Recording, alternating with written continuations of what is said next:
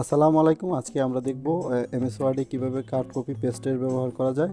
তো প্রথমে আমি এই যে একটা লেখা রেখেছি, এটাকে আমরা যদি কিবোর্ড থেকে কন্ট্রোল সি চাপি এবং আবার কন্ট্রোল সি চাপলে কপি হবে, আবার যদি কিবোর্ড থেকে কন্ট্রোল ভি চাপি তাহলে পেস্ট হবে। তো আমি এই যে যতবার কন্ট্রোল ভি চাপো পেস্ট হবে, আবার কন্ট্রোল জেড দিলে এটা পূর্বের অবস্থায় চলে আসবে। তারপর এখন যদি এটাকে আমরা এই যে কিবোর্ড থেকে কন্ট্রোল এক্স দেই তাহলে এটা কিন্তু কাট হয়ে গেল। কাট হলে আপনি আবার যদি কিবোর্ড থেকে কন্ট্রোল ভি দেন তাহলে কিন্তু এটা পেস্ট হয়ে যাবে। ঠিক আছে? তো এইভাবে আপনি কোনো টেক্সটকে কিবোর্ড থেকে কন্ট্রোল এক্স দ্বারা কাট করতে পারবেন, আবার কিবোর্ড থেকে যদি কন্ট্রোল ভি দেন তাহলে সেই লেখাটাই পেস্ট হয়ে যাবে। এরপরে আমরা দেখব যে ফরম্যাট পেইন্টারের ব্যবহার। ধরেন এই যে এই লেখাটা, আচ্ছা এখানেই একটা লেখা আমরা করি, এটাকে আমরা এখান থেকে ফরম্যাট করে নিই, ইফেক্ট দিয়ে নিই।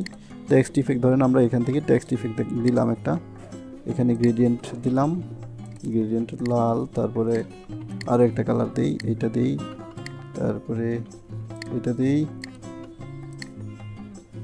তো এরকম ধরেন আমরা 3-4টা কালার দিয়ে দিলাম।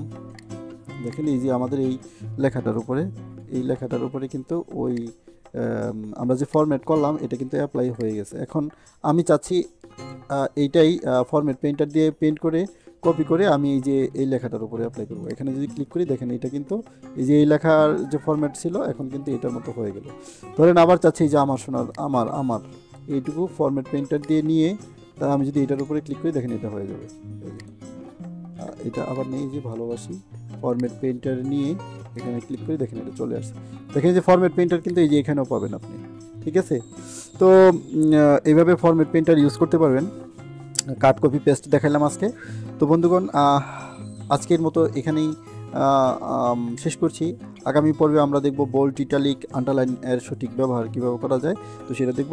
আর পরিশেষে বলবো যারা এখন আমার চ্যানেলটাকে সাবস্ক্রাইব করেন নাই তারা অবশ্যই আমার চ্যানেলটাকে সাবস্ক্রাইব করবেন এবং লাইক কমেন্ট শেয়ার করবেন।